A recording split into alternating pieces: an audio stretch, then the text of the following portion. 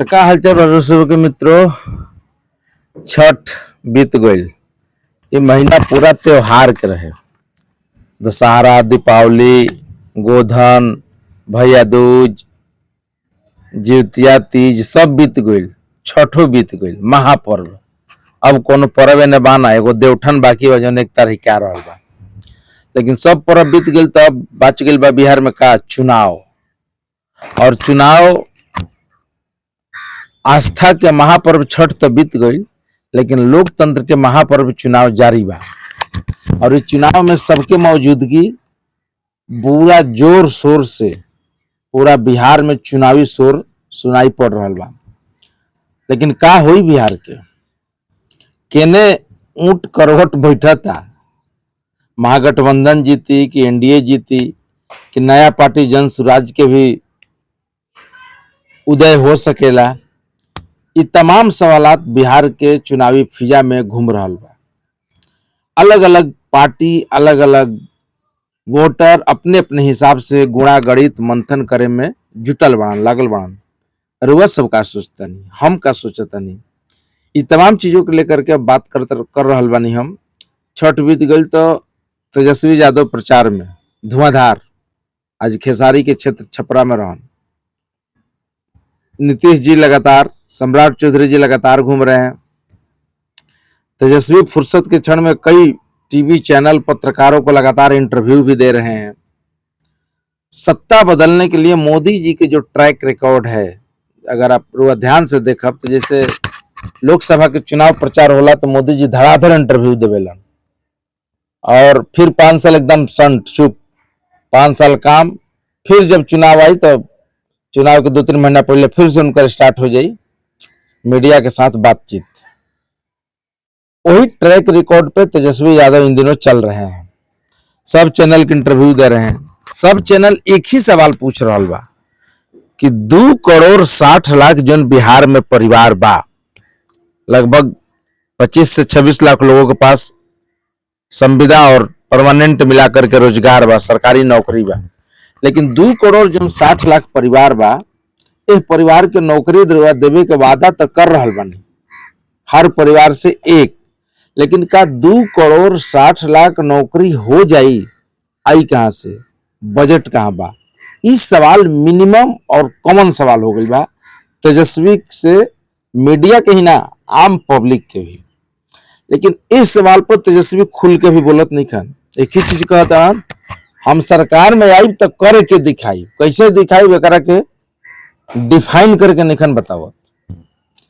तो जब नेता डिफाइन ना करे, नेता तो ऐसे ही झूठ बोलेला। सब पूरा बिहार के जनता, देश के जनता जा रहा बा। ऐसे लोकतंत्र के जब चुनाव आवेला तो चुनाव पर नेता के बात पे जनता भरोसा कम करेला, लेकिन थोड़ा मोड़ा भरोसा ऐसे कर लेला कि चल केहू ना केहू के तो चुनही के बा, तो हो सकेला कि 5 गो वादा करता तो 3 गो पूरा कर दो, ऐसे लोग भरोसा करेला। लेकिन कॉमन जो सवाल है, 2 करोड़ 60 लाख लोगों को रोजगार देना, ये कैसे हुई? एक बजट जौन बा, हर महीना सैलरी में अगर 25,000 रुपया अगर महीना दिया तो लगभग 7 से 8 लाख करोड़ के बीच में आई, जबकि बिहार का बजट बा 3 लाख करोड़, 3,16,000 के आसपास बा। तो आखिर डबल कैसे हुई अगर 25,000 महीना जोड़ल जाता तो? हालांकि 25,000 तो आजकल कंप्यूटर ऑपरेटर के मिल रहा बा, तो ऊपर के लेवल पर जाए तो 50,000 भी पार कर जाए। खैर वो गुना गणित बाद के चीज बा, जब चुनाव जीतला के बाद। लेकिन समझल अभी जरूरी बा कि चुनाव जीते खातिर काई दाव सही बा या गलत बा, ई जानल बहुत जरूरी बा। तो तेजस्वी यादव लगातार उनका इंटरव्यू आप देखिए, किसी को नहीं बता रहे हैं कि कहां से नौकरी लाएंगे, कौन विभाग से तोड़ेंगे। आप समझिए कुल मिला के लगभग 38 विभाग अभी बिहार में है। 38 विभाग में अगर डिफाइन करिएगा, 1 लाख अगर नौकरी के पद के सृजन कर दिया तो टोटल नौकरी 38 लाख और हो जाए। हालांकि 38 1 लाख कोई संभव नहीं है, बैठाऊ के जगह नहीं है, नियुक्ति तो दूर के बात बा, नियुक्ति करे के भी उतना पैसा नहीं है। अगर फ्री में कर भी लिया है तो ऑफिस में बैठे के जगह नहीं है। अगर हर विभाग में 1 लाख लोगों के कर लिया तो प्यून से लेकर अपर लेवल तक, तो जौन चीज संभव नहीं है। अब ये आकाश बा, आकाश में कोई कहे कि हम पूरा आकाश घूम ले, हेलीकॉप्टरों से ना घूम पाइयन, एगो तय समय लिमिट समय में। तो तेजस्वी यादव वादा क्या करता हूं कि हम 20 महीना में नौकरी देवे खातिर अधिनियम बनाएंगे। जब 20 महीना में अधिनियम बनी तो नौकरी कब तक देम ई निखन बताओ, तो कोई टाइम फ्रेम निखन देत, दिहन कहां से। सारा गुणा गणित पॉलिटिकल पंडित से लेकर के और सारा अर्थशास्त्र के विद्यार्थी से लेकर एआई से लेकर गूगल से लेकर चैट जीपीडी एगो होला ओकरो में देखब तो सब कुछ गुणा गणित मिला करके भी संभव नहीं हो। लेकिन तेजस्वी यादव अभी भी कह रहे हैं कि ना हम करेंगे। और आज उनका बस 4:30 बजे घोषणा पत्र आ रहा बा, साझा घोषणा पत्र महागठबंधन के पहली बार पहली चुनाव में आ रहा बा। एकरा से पहले अलग अलग आवत रहे, आ रहा बा। अब में भी इस सब बात के जिक्र बा।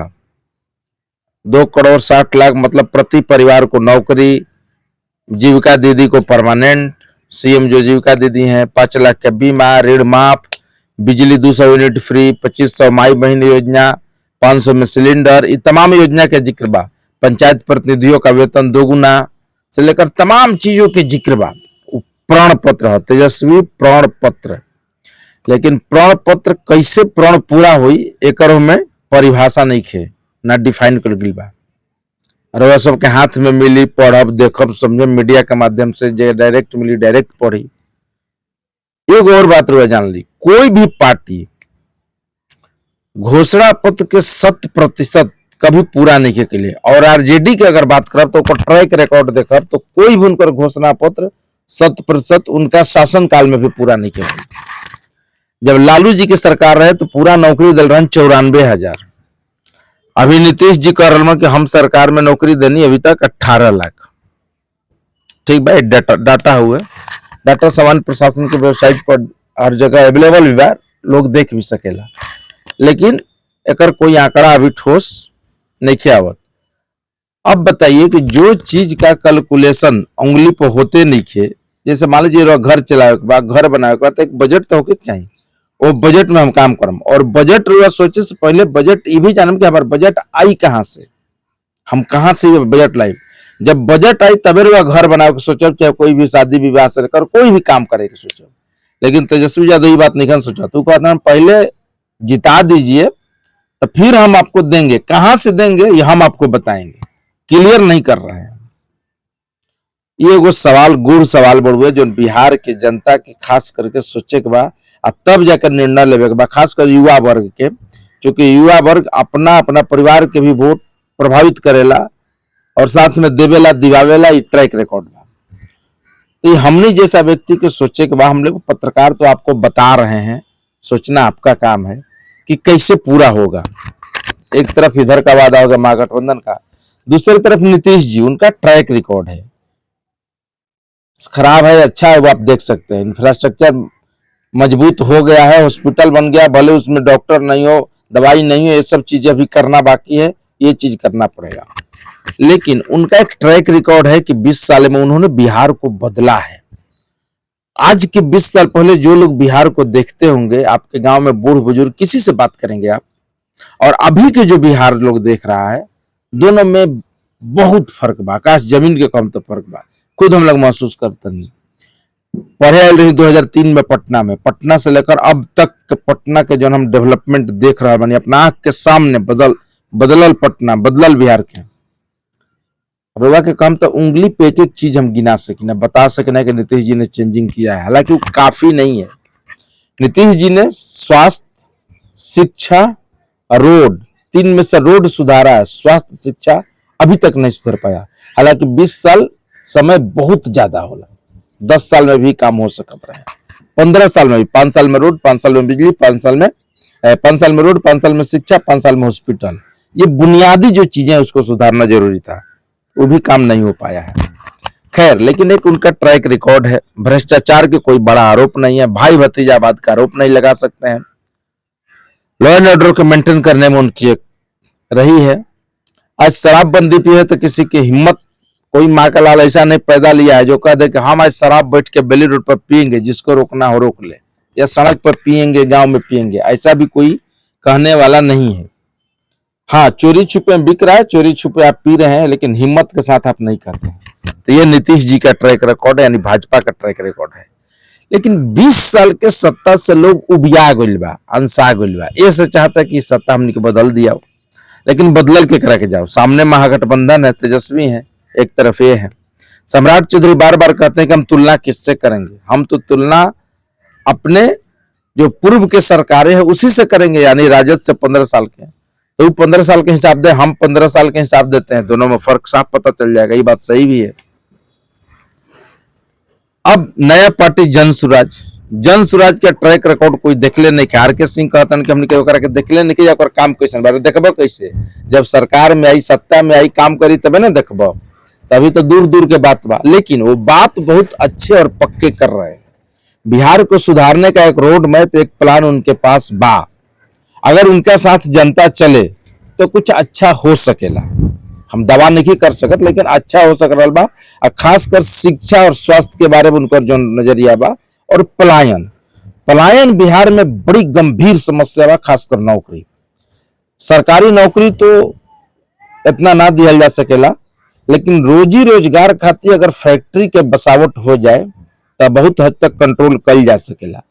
जौन पद खाली बा, लगभग जो पद खाली रहे तो नीतीश जी भर दिला, कुछ और क्रिएट करे के बाद तभी जाकर नौकरी हो पाई। जो नीतीश जी भी कहते हैं कि हम 1 करोड़ लोगों को रोजगार नौकरी देंगे, तो उसमें पद क्रिएशन करना पड़ेगा। पद क्रिएशन कहां से कैसे होगा, उस सरकार में बैठने वाले लोग तय करेंगे, बताएंगे। लेकिन सच्चाई यही है कि जन सुराज को अगर आप दीजिएगा तो 2 चीज आपका सुधर सकता है, एक शिक्षा और एक पलायन। इस मुद्दे पर काम कर सकते हैं। प्रशांत किशोर में इतनी काबिलियत, इतनी टैलेंटेड है वो, कि बाहर के लोगों को पकड़ के फैक्ट्री और रोजगार ला सकते हैं, दिला सकते हैं। लेकिन उसमें भी केंद्र सरकार की मदद चाहिए। आप ये बात को ध्यान रखेंगे, अकेले संभव नहीं है। हालांकि प्रशांत किशोर की जो जान पहचान है, जो देश भर में लोगों के साथ काम किए हैं, बड़े बड़े लोगों से है, कुछ हद तक कर सकते हैं। 50% न सही, 40% जरूर कर सकते हैं। अगर केंद्र के सहयोग मिले तो कुछ भी संभव है। अभी तीनों में से आपको चुनना है। हम पूरा विश्लेषण और पूरा रिपोर्टिंग सब कुछ सुनला के बाद, कहला के बाद, सब बात हम कर रहा बानी।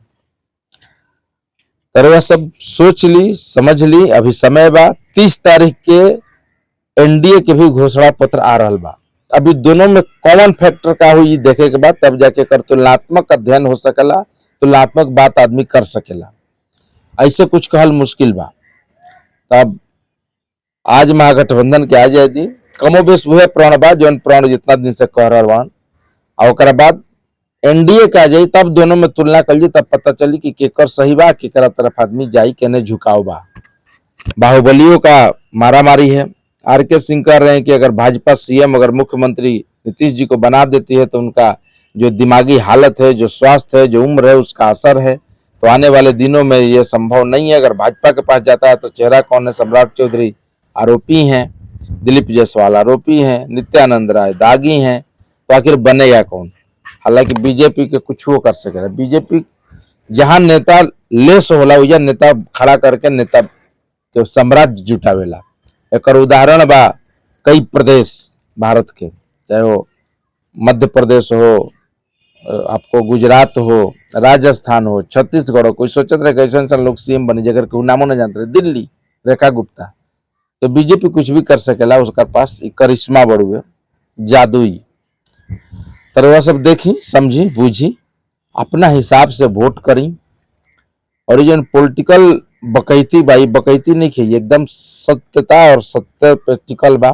रह सब करके देखी, तब विवेचना करी कि कैल का जाओ। धन्यवाद। भूषण भोजपुरिया चैनल के लाइक सब्सक्राइब जरूर करें। अच्छा अच्छा चीज जौन हमारा मन में आवेला, जौन रोग सबके पसंद आई, जौन अच्छा लगेला, और जौन जनता के हित में बा बिहार के, वो हम रोग के बताओ। तो धन्यवाद, नमस्कार।